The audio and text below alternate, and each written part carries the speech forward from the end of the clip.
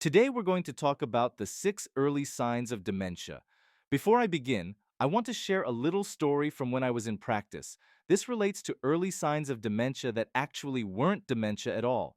When you're stressed, tired, or not sleeping well, you can experience many symptoms that look like dementia, but that doesn't mean you have it. One of the worst things you can do is diagnose your spouse or partner, or even assume they have dementia. That can make things much worse. Years ago, a couple came into my office because they were concerned about early signs of dementia. While speaking with the husband, I asked him when he first noticed the symptoms. He said, "I'm not sure, but I think it was when my wife started diagnosing me." That caught my attention. As they sat there, I noticed the husband was having minor memory issues, and his wife kept correcting him. "Honey, you forgot again," or "You're mixing up your words." She was constantly pointing out his mistakes. I was honest with her. I explained that constantly reminding someone of their mistakes can actually reinforce the problem. It can create stress and anxiety, which makes memory worse. So I asked her to try an experiment. For 1 week, let him make mistakes without correcting him. Just let it go. When they returned a week later, the difference was remarkable. He was articulate, sharp, and showed no signs of cognitive dysfunction. I share this story because having occasional symptoms does not automatically mean dementia. Sleep deprivation, blood sugar imbalances, stress, and many other factors can cause similar symptoms. Now, what is dementia? Dementia is a mental decline, often involving shrinkage, atrophy, in certain parts of the brain, especially a structure called the hippocampus, which plays a major role in memory. Here are the early signs. Difficulty organizing and planning. You may struggle to plan tasks or stay organized. Personality changes. There may be noticeable shifts in behavior or mood, although this can happen for many reasons. Constipation. This might sound surprising. Constipation alone does not mean dementia. However, there is a strong connection between the gut and the brain. Your gut is often called the second brain.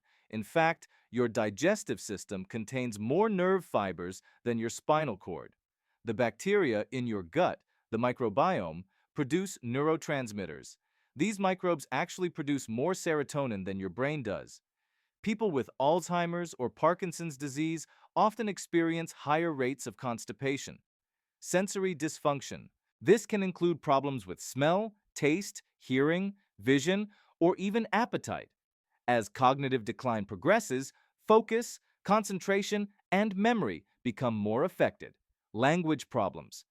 You may struggle to find the right words, repeat yourself, or mix up words. In some cases, a person can speak in full sentences, but what they're saying doesn't make sense. This can be extremely frustrating.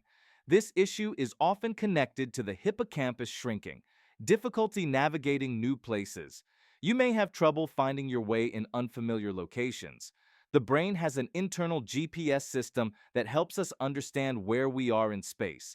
When this area declines, navigation becomes difficult. Now, let's talk about what you can do, especially in the early stages. The earlier you address cognitive decline, the better your chances of improvement. Diet plays a major role in brain health. Unfortunately, many people overlook the strong connection between nutrition and the brain. First, protect vitamin B1, thiamine. A deficiency in vitamin B1 can contribute to hippocampal shrinkage. Alcohol consumption and high carbohydrate intake can deplete B1 levels. The more sugar and refined carbs you consume, the more B1 your body needs. Consider increasing natural sources of B1, such as nutritional yeast, non-fortified. Reducing alcohol and excessive refined carbohydrates is also important. Second, support gut health. Increase the diversity of your microbiome by eating a wide variety of vegetables. Different fibers feed different beneficial bacteria. Intermittent fasting may also help improve microbiome diversity. The gut and brain communicate through the vagus nerve, meaning gut health directly impacts brain health. Some research suggests that reducing gluten and processed grains may benefit cognitive health in certain individuals. Choosing organic, non-GMO foods may also help reduce exposure to substances that can negatively affect gut bacteria. Third, include sprouts.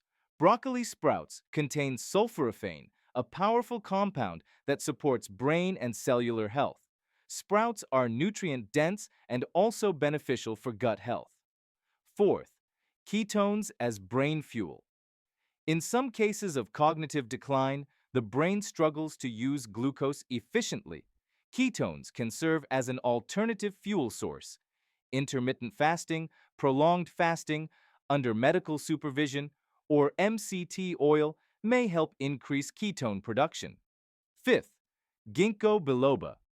Certain standardized extracts, like EGB 761, have shown potential cognitive benefits in some studies. Sixth, lion's mane mushroom research suggests lion's mane may support nerve growth and cognitive function. Additionally, support your brain with omega-3 fatty acids, especially DHA from fatty fish, vitamin D, zinc, regular exercise to increase oxygen flow to the brain, quality sleep. Poor sleep raises cortisol and increases stress. If you're experiencing symptoms, don't panic and don't self-diagnose.